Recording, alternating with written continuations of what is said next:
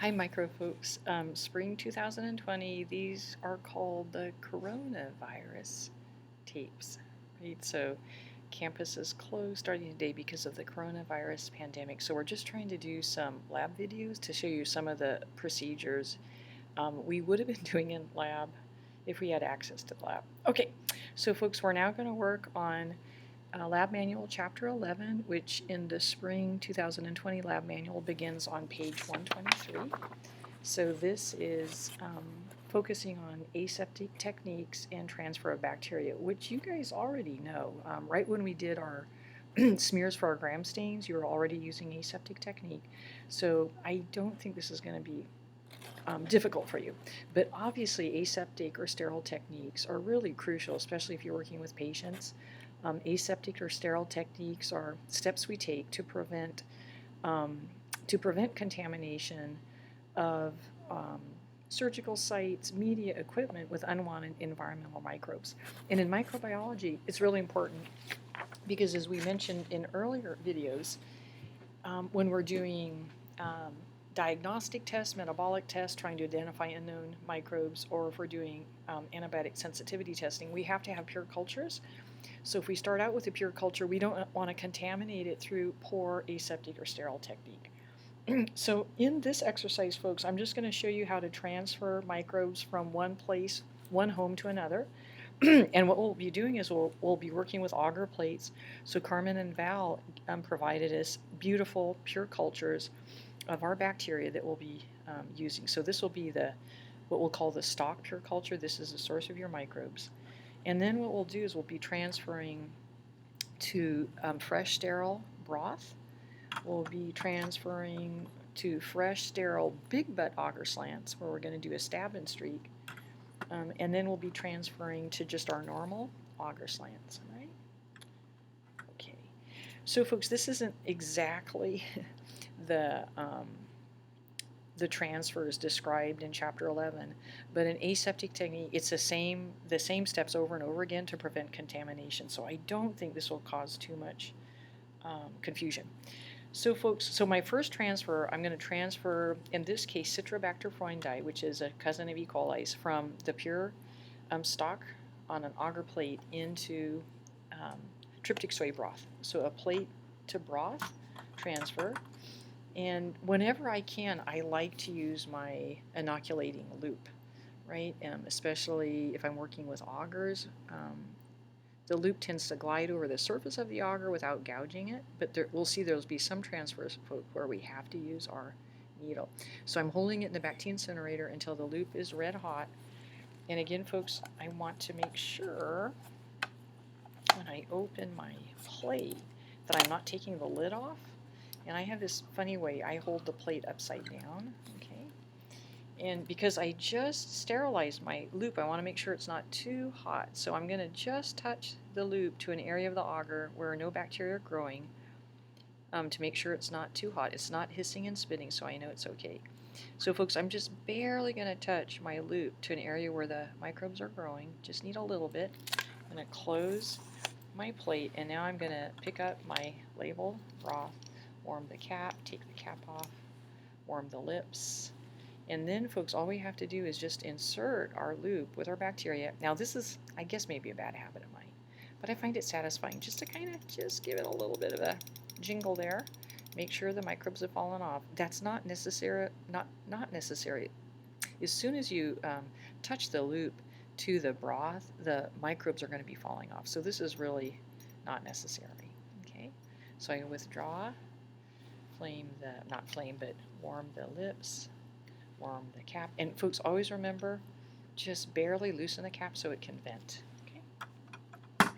And then again, folks, we always remember, if in doubt, re-sterilize your transfer instrument. Okay.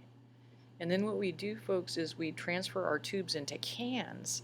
We don't have enough room in our incubators to put our test tube racks in there. So we just transfer our inoculated tubes to cans, put them in the incubator.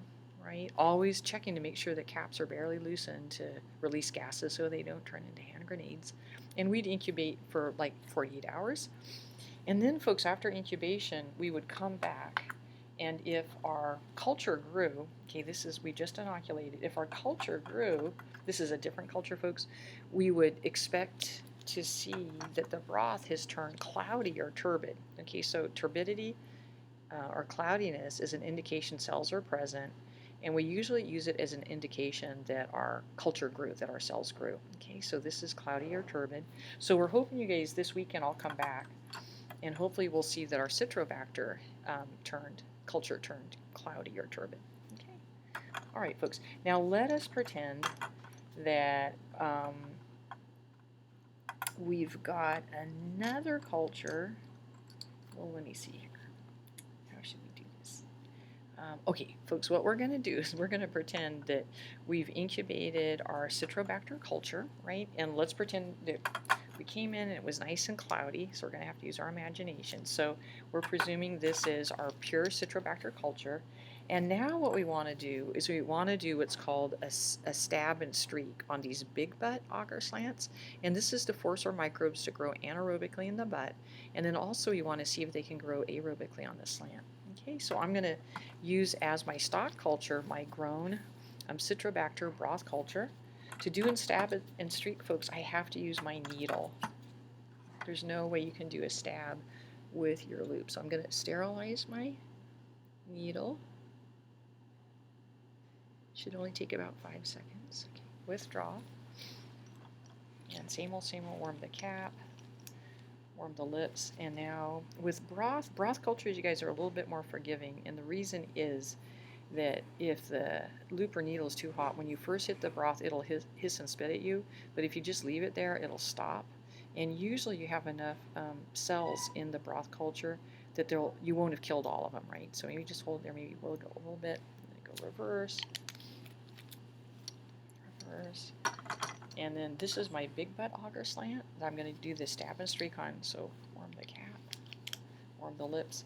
And so for this, folks, I want to try to go right down the middle of the agar. This is my stab. I'm trying to force my microbes to grow anaerobically in the butt.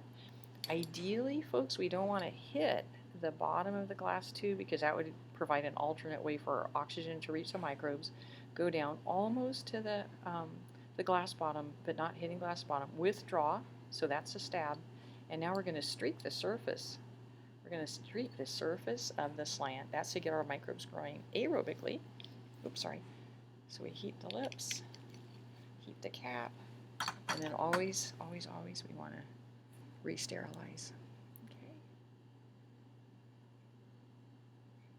And then, folks, the next transfer will be, we're going to do a transfer from E. coli on a plate, and then we're going to transfer it to a normal, regular TSA slant.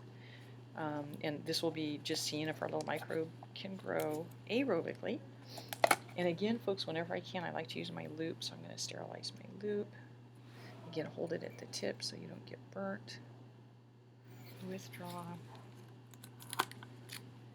I touch my loop to the surface of the agar to make sure it's not too hot. Okay. Just barely going to touch the colonies, just gather a little bit. And then I'm going to take my regular slant, warm the cap, warm the lips. And with inoculating regular slants, folks, what you want to do is insert your loop all the way to the bottom. That water at the bottom, folks, is normal. It's called the water of Cernesis. It's a result of after we pull the tubes out of the autoclave, they're really hot. And as the agar cools, the water condenses. So as long as that water at the bottom is clear, we know we still have sterile media. So I'm going to place my loop at the bottom of the slant and then gently withdraw it in an S-shaped motion, almost like you're a snake slithering up the surface of the slant, right? So this is getting our microbes to grow aerobically. Okay, so we finished that transfer. Okay, and I think that one is actually done. Let me see here, folks. So I think we've done all the transfers. It's pretty straightforward. If we did broth to broth, I could use my loop. I sterilize my loop. I insert it into the stock culture, the broth culture, and then just transfer a loop into the fresh new broth. So I think that's pretty straightforward. maybe what we'll do, since this is relatively short, folks, is we'll go ahead and continue into Chapter 13, which is isolation of bacteria using streak plates. So let's just go ahead and do that. All right. So you'll recall, folks, that we said that a disadvantage of broth is we can see if cells are growing, right? Or I shouldn't even say that, folks.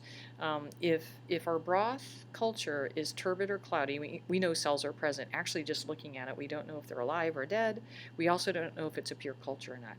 So one way for us to begin to figure out if our culture is pure or not, we can spread our broth culture over the surface of an agar plate and spread them out so that we get cells so far apart that when the cells start growing and dividing and forming visible colonies, we'll have some place on the plate where the colonies aren't touching.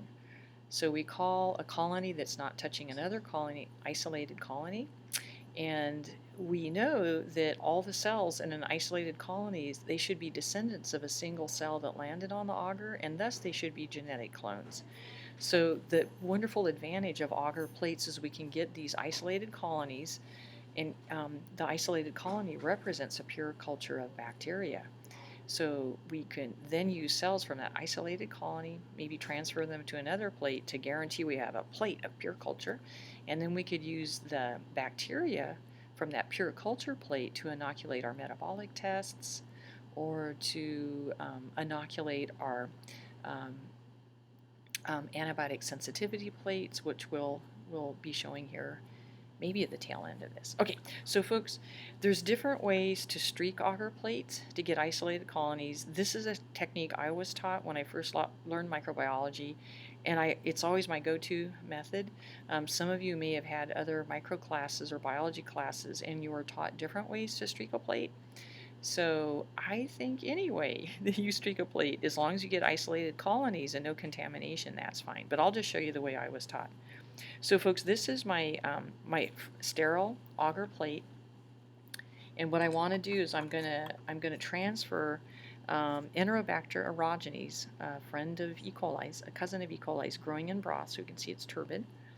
And I'm going to transfer just one loopful of broth onto this surface of this plate and slowly spread and dilute out the bacteria. So I hope eventually that I'll get, after incubation, isolated colonies. Now the way I was taught was on the bottom of the plate to divide my plate into quarters and then to number the quarters 1, 2, 3, 4. Okay, and so if this would be, actually I did that wrong. I can't do this correctly. So you guys, when the way I wanted to number them, and this is hilarious because I can't think backwards. What I'd like to do is number the plate so when I turn it over, then it's the sequence of quarters is running clockwise. So this is quarter 1, 2, 3, and 4. Okay, so sorry for that mistake. So folks, then I'm going to get ready to streak this plate, and again, I like using the inoculating loop because it doesn't gouge my agar. So I'm going to sterilize my loop, and again, I should be holding it by the tip so my hands won't get burnt on the metal. Okay, I'm going to withdraw it. This is my stock culture of Enterobacter aerogenes, the cousin of E. coli, so warm the cap. Warm the lips. Don't put the cap down, folks. You don't want to get contaminated. And again, since it's a broth culture, if my loop is too hot, I just hold it there. And luckily it's not hissing and spitting. Okay, I'm just going to hold it there. I'm just going to get a single loop full of my culture. I only want one loop of culture per plate. That's a real common mistake. People keep going back and getting more and more loopfuls. You just want one loopful. And folks, what I'm going to do, and again, I'm probably going to be breaking kind of aseptic technique here, but what I want to do, I hope you can see this, I'm on quadrant 1, I place my loop with a loop full of broth right near the wall of the plate, and I'm going to spread that loop full of bacteria over the surface of quadrant 1. And the fancy term we use for spreading is streaking. So I'm streaking my bacteria over the surface of quadrant 1. Okay, I want to make sure that I don't go over the boundary lines. I don't want to spread my bacteria into quadrant 2 or 4 by accident. Okay, and then what I'm going to do is I'm going to sterilize my loop to get rid of the billions of bacteria still on my loop. People often forget to do this. They forget to sterilize their loop between quadrants. Okay, now I have to be really careful because this is red hot. So I'm going to pick up my plate, touch my loop to quadrant 2, right? Let it cool. And then, folks, I'm just going to pull or drag some of the bacteria from quadrant 1 into quadrant 2. And usually I just do 2 drags right there. Okay. And now I'm going to spread those bacteria out over the surface of quadrant 2. Again, trying to be really careful not to go into quadrant 1. I don't want to go back into quadrant 1, nor do I want to spread my bacteria into quadrant 3. It looks like my loop has, there's something rough on the loop because it's actually gouging the agar, which we wouldn't expect it to do. But maybe in some ways that's good because you can actually see the streak lines. You want to try to use as much surface area of the quadrant as possible. I probably could have done a better job here. But again, we don't want to go over the quadrant lines. So I'm going to sterilize again to get rid of the thousands of bacteria still remaining. Okay. Withdraw. I'm going to test my loop, make sure it's not too hot on quadrant 3. Okay, and then I'm going to pull some of the bacteria from quadrant 3. Excuse me, I misspoke, you guys. I'm going to pull some of the bacteria from quadrant 2 into quadrant 3. And again, I usually just do 2 pulls, 2 draws. And then I'm going to use my loop to streak the bacteria over the surface of quadrant 3. And again, I want to try to use as much of the surface area as I can without going over the boundary lines. And now I want to re-sterilize my loop to get rid of the hundreds of bacteria present.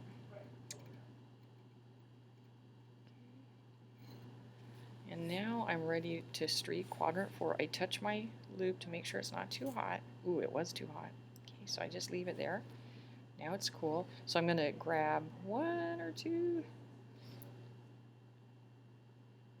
pulls of bacteria from quadrant 3 to quadrant 4. And historically, you guys use these great big thunderbolts to streak quadrant 4. And again, really important that you don't go over the lines. You definitely don't want to go over the lines to get back into quadrant 1. So what we hope we've done is slowly kind of diluted and then spread out the bacteria. So we're hoping somewhere on this plate we have the bacteria so spread out that when they start forming colonies, they won't touch one another. So my hope is either in quadrant 4 or 3, we'll have isolated colonies. So we're going to incubate this plate at 30 degrees. And then this weekend I'll come in and we'll pull the plate and see if I accomplished isolating my bacterial colonies. Okay. And then, folks, I'm just going to show you one last technique to inoculate a plate. And this is swabbing a plate. And we're going to be swabbing plates when we do, let's see, our chapter 14, control of microbial growth. We're going to be testing different antiseptics and disinfectants and different antibiotics in what's called a diffusion study to see which antiseptics, which disinfectants, which antibiotics our bacteria are sensitive to or resistant to. Okay, so folks, just really quick, this is swabbing a plate. And the goal of swabbing the plate, it's kind of ironic. It's the opposite of streaking a plate to get isolated colonies. So when we swab a plate, we want the bacteria so crowded together that when they start growing and dividing, all the colonies touch. And we'll end up with what's called confluent growth, or a lot of bacteria. It's like frosting the surface of a cake. Or we're frosting the surface of the plate with bacteria. So we don't want to use our loop or needle. What we're going to do instead is we're going to use sterile cotton swabs. So these have been autoclaved. They're sterile. So we're going to withdraw one of our sterile cotton swabs. Make sure it doesn't touch anything, right? Otherwise it's contaminated. You'll have to get another one. And what I'm going to do to swab this plate, getting ready for the diffusion study, I'm going to use my broth culture of my Enterobacter. Okay. And remember, the cotton swab is already sterile, so I'm not going to be putting that in the incinerator. It'd burn up. Okay. And then, folks, I'm just going to insert my swab, maybe roll it a little bit just to make sure it's soaking up a lot of the broth culture. And then, folks, to make sure it doesn't drip, I press it gently as I'm withdrawing it, maybe about halfway up the tube, right, just so it's not dripping wet. Oops, did that wrong. So I'm going to warm the lips, put the cap on, warm the cap. And then, folks, I pick up my agar plate. and I want really tight swab lines. Remember, we want the bacteria shoulder to shoulder. We want them all touching one another. So I swab the plate in one direction, trying to get really tight swab lines, right? And then I'm going to turn it a quarter turn. I rotate my swab, and I'm going to re-swab in another direction, really tight. Remember, we want those bacteria crowded together, shoulder to shoulder. And then I'll swab in a third direction. I turn the plate a quarter turn, rotate my swab, and I'll swab in that third direction. Okay. All right. So then, folks, the cotton swabs, they should go in a special autoclave bag in a bin because they tend to poke out. Right now, I'm going to be bad. I'm going to leave my cotton swab here, and I'm going to dispose of it after we've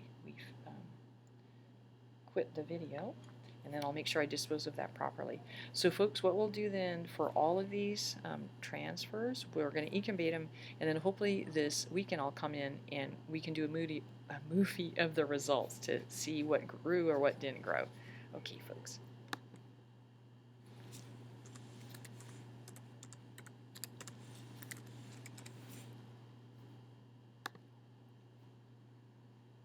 See here, and the next movie I do believe will be on chapter 14, Control of Growth, where we will be doing disc diffusion studies. Oh, you guys, you know what? I forgot.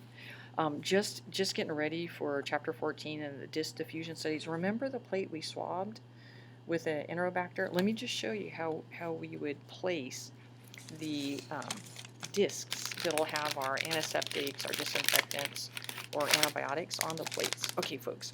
So this is what's called a disc diffusion technique. So here, folks, we have sterile paper filter discs that have been commercially prepared, and this one contains Bactrim, the sulfamethoxazole trimethoprim. And you guys might remember from lecture, that's a sequential inhibitor of the bacterial enzymes involved in folic acid synthesis, and the bacteria need folic acid as coenzymes to make DNA and RNA.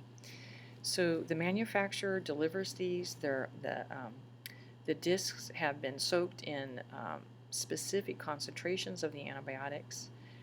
They're sterile, and I have sterile forceps here, folks. So what I want to do without contaminating the disc, I'm going to push one of the discs out over the edge of the little plastic sleeve, and I'm going to grab it with my sterile forceps here. Okay, I got it. And now, folks, remember I swab my plate. This is really important. Often students forget to swab the plates before they put the discs down. And now I want to place the disc. In our study, you guys will place 3 different antibiotic discs on the plate. So I'm going to, if we pretend, folks, the plate is a clock, I'm going to put the first disc at about 12 o'clock. I'm trying really hard not to touch the agar with my forceps because I don't want them to get contaminated. And also, folks, I'm trying to place the disc inwards from the wall. I don't want the disc right against the wall. I want it to be some distance from the wall. So what is that? Maybe about an inch or 2.